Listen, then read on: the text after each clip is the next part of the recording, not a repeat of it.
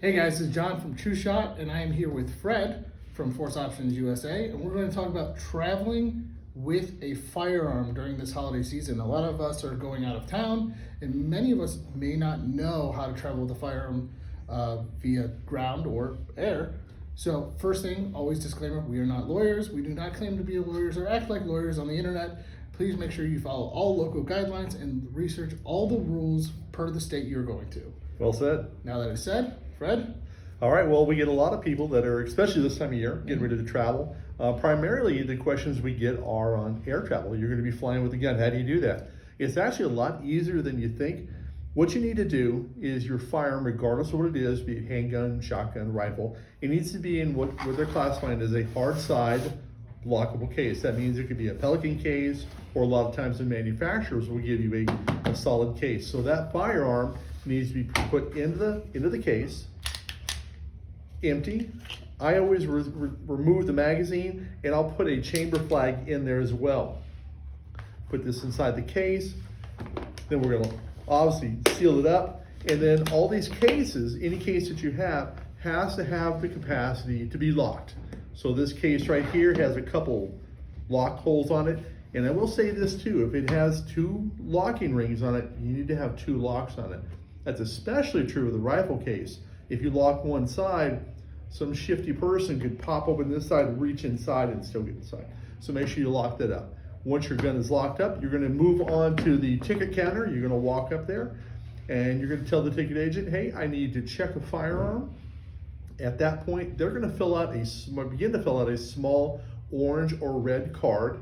And basically all that card is you promising that the gun is unloaded.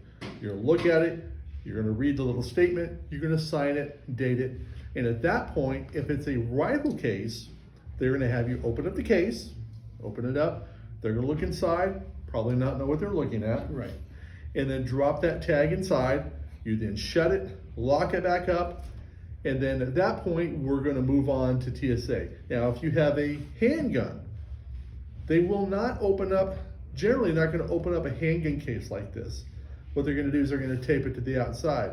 Now, the thing that some people don't realize is that this handgun case can actually go inside your suitcase. Mm-hmm. You don't need to carry this or check this all by itself. So a handgun case like this, make sure you still lock it, put it inside your other checked bag, and it'll carry fine. Once again, they're gonna tape that to the outside. Now, as I said with the rifle case, once it's locked up, they're gonna then, a couple things are gonna happen. It depends upon the airport you go to. For example, in Phoenix here, depending upon the airline even, or if I fly United, well then they have to, an agent of that airline is gonna escort me over to TSA, and then they're gonna open my case up, they're gonna look at it, do whatever they're gonna do, and honestly, sometimes they don't even open it. They'll just kind of do the swabbing outside and say you're good to go. Some airports I fly into, literally, for example, in Dayton, they just say, hey, hang out for 10 minutes, and if we need you, if there's a problem, then we'll come out and get you. You wait there 10 minutes, nobody comes, off you go. It really depends upon the airport. But it really is a lot simpler than you think. Some people are nervous about it. Right. Just relax. Once again, just make sure it's in a hard side, lockable case. Lock that puppy up. Now, what about ammo? Because we're going to want to take some mostly defensive loads with us, probably. Oh, absolutely. How much ammo can I have in this case? Can I have the mag loaded? What are the kind of rules around that? Good question. Ammo needs to be in original or designated ammo boxes. So I like to carry in the original boxes. Once again, just like we have here, this Blazer ammo, I would keep it in the original box. Even if it's a partial box, I would still put it in here.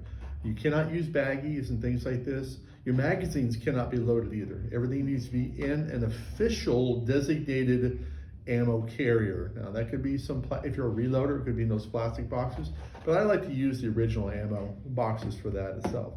Now how much ammo can you carry? Well, that depends upon the airline. As a rule of thumb, most of them allow you 10 pounds of ammo. Sometimes if you're flying to Alaska on some airlines, they allow you more because there's a lot of hunters that go up there. But 10 pounds is a lot more ammo than you think. Oh yeah, it depends upon what caliber you're shooting, etc. But I would put this, if you have a large enough case, I do put it inside with the gun. Yes, you can do that. For example, especially with the rifle case, If you're not comfortable with that, or maybe there's not enough room, you can put this inside your suitcase as well. One thing I'm going to encourage you though is tape this up, because a lot of times the bags they're roughed up a little bit, and you don't want this breaking open and having your suitcase full of ammo and possibly falling out. Now, let's say I'm traveling via vehicle, and I have here in Arizona, where it's a constitutional carry state. I am going to another state, and I don't have a CCW permit. Can I carry in that state? Well, that's a good question. Once again, we'll allude to what you said in the beginning.